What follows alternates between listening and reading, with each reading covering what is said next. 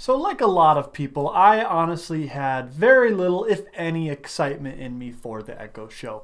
I remember when it was announced on stage that they were doing an Echo show. We are shooting right now our new series for Disney Plus, Echo, and I can't wait for you to meet all of her characters. When Echo was introduced in the Hawkeye television show a couple of years back, and I honestly was an enormous fan of the Hawkeye show. It was the first thing that truly got me into diving deep into the comics after being a years-long loyal fan of the MCU. Even after that, I just couldn't muster it in me to be excited about Echo, and it didn't seem like anybody else could either. Skip ahead years with Echo pushed back, and all of a sudden one day I boot up Disney Plus and I see it. There it is. And not only do I see Echo, I see all 5 episodes of Echo, which, if you're familiar with the MCU and the way Disney Plus does it, it often is the case that the more episodes they drop at one time for a television show, the less confidence they have in it. If you look at Moon Knight, they dropped 4 episodes right off the bat from Moon Knight, and it was kind of a pile of garbage. So when all 5 episodes, not even 6, just 5 episodes of Echo, the entire series gets dropped in one go, I had little hope whatsoever for it. But because I'm a Marvel fan, I'm a little bit of a masochist, because truly Marvel is kind of dead. I made a video about it. I was very passionate in telling you why I think Marvel's dead, what killed it, but I'm not the only one. Everybody on YouTube that is commentary or is a nerd or talks about movies or television or whatsoever has told you why the MCU is done for. But I'm still watching it. Why? Because I have been ever since I was a kid, and I will in the future, and there's just something about it that reels me in, but I didn't have any hopes for it. But god damn it was I surprised.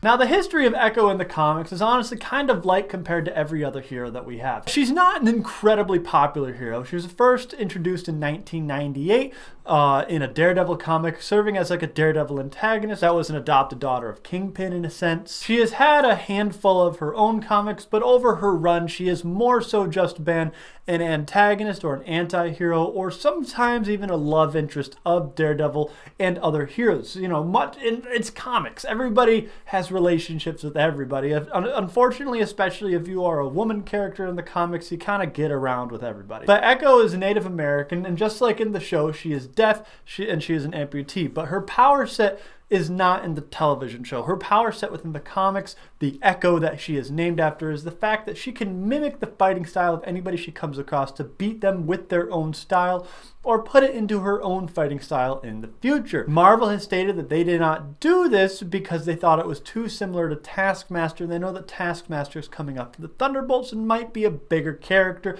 depending on what does better, Echo or the Thunderbolts.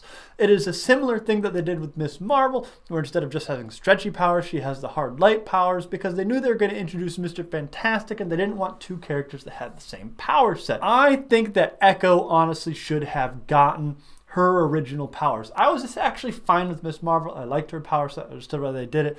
Didn't take me out of it. There are even some times in that show that she embiggens her light hand. I think that Echo should have gotten those powers, because otherwise, yeah, she's very good. She's kind of like the opposite of Daredevil, and I'll get to a little bit more of Daredevil in a moment. They introduced a different set of powers to her that I'm not really sure about, and I'll get to that as well. In this show, it follows directly after the events of Hawkeye, after she shoots Kingpin in the eye, in the face, just fucking murks him down. Sometimes family doesn't see eye to eye. It follows the events after that, where she has to flee the city back to her home that she hasn't been to in about 20 years since she's been helping her father in the city, who was part of the tracksuit mafia, and she has to reconnect with her family there, even though she does not necessarily want to. Her family kind of forces the reconnection upon her. I love her family in this. All the side characters are just really great. But she wants to become the new Queenpin. She wants to rule over New York just as Kingpin did and take over his place, because she was brought up by her dad in the tracksuit mafia and by Kingpin as well. Knows the ways of the criminal underworld, of the underbelly, so she wants to take down Kingpin's organization and is roping in the people around her, unfortunately, even though she does not want to. Now, Echo is the very first show that is put under the Marvel spotlight. And I was a little bit confused what the Marvel spotlight was at first when I kept seeing it pop up, and the fact that this is also on Hulu, which is a little strange. So I did some digging into it. Marvel spotlight has to do with movies or TV shows that Marvel puts out that they want to be more accessible to people coming in that have not watched the dozens and dozens of other movies and TV shows they put out, so they can watch it and know for certain that they can keep up with it and understand without knowing any other Marvel properties. It is a respectable thing to do. I think the Marvel Spotlight banner, or defining things in this way, is a bit unnecessary. First off, comic books have always operated in the sense that it is nice to read everything else. It helps you in the understanding of the comic that you're reading and the character and any cameos, but it never takes away from a comic if you don't read other comics. You can pick up Matt Fraction's Hawkeye without ever seeing anything else, reading anything else, and it's not going to be confusing. Same goes with Miss Marvel or Moon Knight or Secret Invasion even, or Avengers crossovers.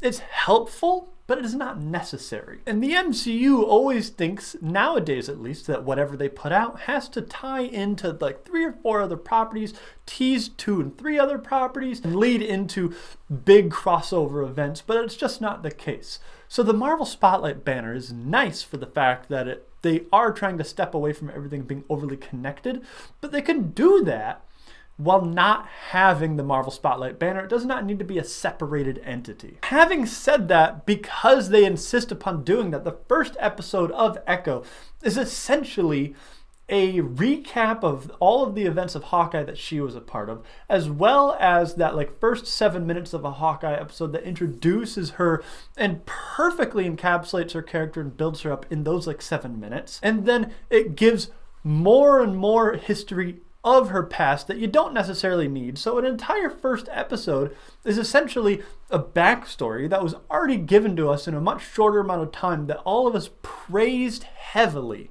in the Hawkeye show. So that's 1 of 5 episodes. 20% of it, 20, 40, 60, 80, 100. Yeah, 20% of it that I honestly don't think was necessary, and it's because of that Marvel Spotlight banner. And yes, granted, you can watch the show without seeing anything else, but it certainly helps to have seen other things. It helps to have seen the entire Daredevil show on Netflix, which is nice that Marvel is now saying that that is canon. It definitely helps to see Hawkeye, and it helps to understand this world by seeing other properties that it does slight references to, or just because it's the world that we live in inside of this show. So I like what they're going for with the Marvel Spotlight, but I don't think it is necessary. Now, I honestly really enjoyed this show. I sat down to watch the very first episode with a not open heart or open mind whatsoever, extremely closed off. Just an ironclad wall of emotions, expecting that I was going to watch it to shit on it, or maybe I might not even watch past the first episode. And you know what? I sat down, I watched all 5 episodes, and I had a blast while doing it. Stop making me like you. I'm sorry, I can't help it. That was really fun. Bye. I have stated so many times in the past that I love the Hawkeye show because it felt more grounded. In a lot of the shows or movies that are standalone, a big problem that they have in it is that they still feel like world-altering, world-ending, shattering events that it doesn't make any sense that other heroes wouldn't show up for. Especially, and even with these grounded heroes that they're introducing a lot in the shows. Hawkeye, where it's kind of a fun, goofy show, but with a lot of heart and cool action in it, highlighting characters that we don't normally get to see. It makes sense that nothing else shows up because they're fighting kind of a dumb mafia, the tracksuit mafia. And Echo is introduced in that, and Echo is just a martial artist. She's deaf, and she's a great fighter, and she has a prosthetic, but she doesn't have any powers, not really. So in this, it's very grounded. It's just centralized around her and fighting to try and take a little bit of control away from Kingpin's organizations, and struggling with her upbringing and the fact that she was raised in this crime family and manipulated for her entire life. And it's so refreshing. Even if some parts of this show have some errors, it's so refreshing to see something like that. But because of all those heavier tones, it is also quite a bit darker and more gruesome in parts. It has a much heavier tone and just less of a joking attitude than you typically see in Marvel nowadays. Generally, when talking about Marvel properties that deal with very dark tones like this, there's always just like a dark thing that happens and then a quippy joke to lighten the mood. And this isn't without its humor, primarily surrounding some side characters like her grandfather or Biscuits, her cousin, who are just great characters in themselves, but also definitely serve as a comedic relief. New car, Chola? Biscuits borrowed mine.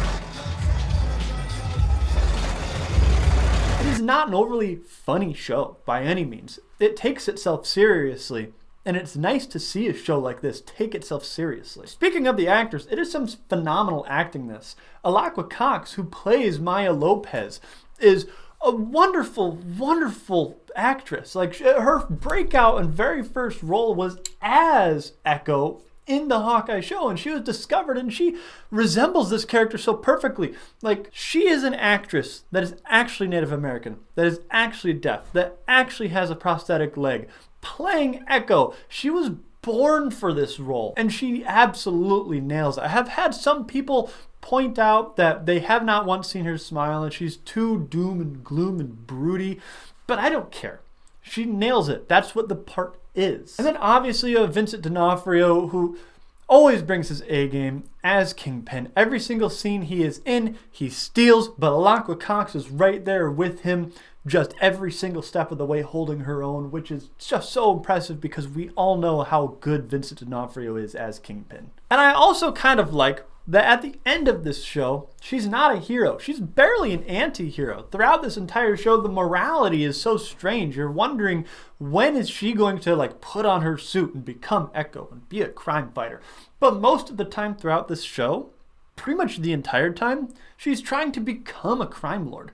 You see flashbacks of her with Kingpin, and there's a moment where Kingpin brutally beats a man against a dumpster in an alleyway for disrespecting her and her deafness, and she witnesses it, and you think she's going to be repulsed, but really she just joins in and starts kicking this guy. She's got no problem with the violence that has surrounded her entire life. She embraces it and she becomes good at it.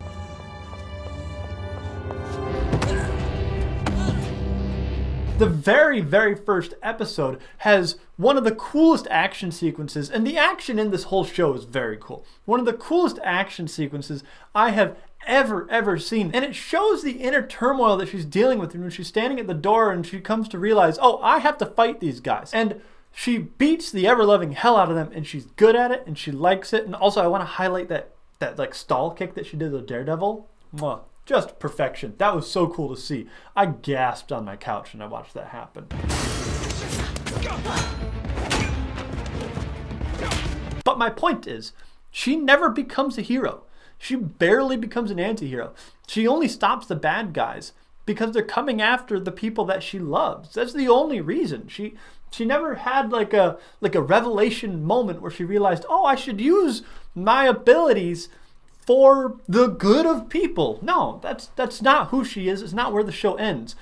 Maybe it'll get there at some point, but it's not how it ended, and I kind of liked that. What I didn't like, though, was the fact that a lot of the storylines and characters were kind of forgotten about that I wish were a bit more fleshed out. I had heard that this went through the cutting room so many times. It is 5 episodes, and it was originally 6 episodes because it was cut down to such an extent that they lost an entire episode on the cutting room floor. Characters like Biscuits, that was just breakout awesome from the first time he was on screen, that played a big part in the first half of this show, just kind of falls out of her life in the second half. And then Bonnie, her childhood friend or relative, I'm not sure of their relation, maybe cousin Bonnie, who you'd think is going to be such a massive part of this, and is actually in every single episode, has no arc, no screen presence. I can hardly remember anything about her. But from the beginning, you thought she's going to play a much larger role in getting Echo to be good. And in the end, she does save Bonnie, and that's one of the crux of the reason why she decides not to pursue being a crime lord or whatever, is because she wants to save Bonnie and save her grandma and yada yada. But these are characters that I really wish got more of their time in the light. So that is one thing I didn't like. And the other thing I didn't like is at the end of the show, I've alluded to it a couple times in this video, but the powers that she gets. So Echo is named Echo because she mimics, she echoes the abilities that she sees other people use or their fighting style in order to beat them. But that's not what she has in this. So what they've replaced it with is throughout this entire show, you kind of see flashbacks of the very first Native Americans and lore or whatever that surround their heritage and their culture of those first people that settled, and those are her ancestors. And then you see multiple different iterations and generations of her ancestors that you are led to believe is part of the reason that she is so good at fighting and why she's so good at shooting and so many different things that make her this powerhouse that she is within the MCU street level characters. And they refer to them as echoes, like echoes of the past. So that is where her current name comes from.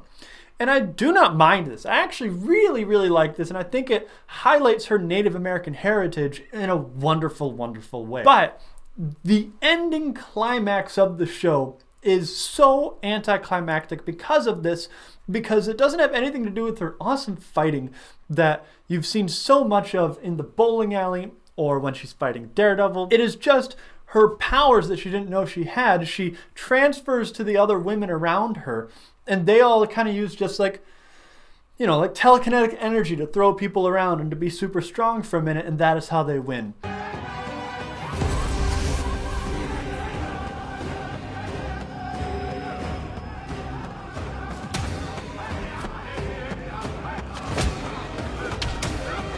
And she doesn't really win on her merits. She wins because of this MacGuffin power that she gets at the last moment. So I don't like that. I think that was handled quite poorly. Unfortunately, this kind of a thing of Marvel is poorly handling a third act. And although this was a good show, other good shows of Marvel have poorly handled that third act. Just look at WandaVision. We all fucking loved WandaVision, and that third act final fight was terrible. So that being said, I don't hold it too much against it.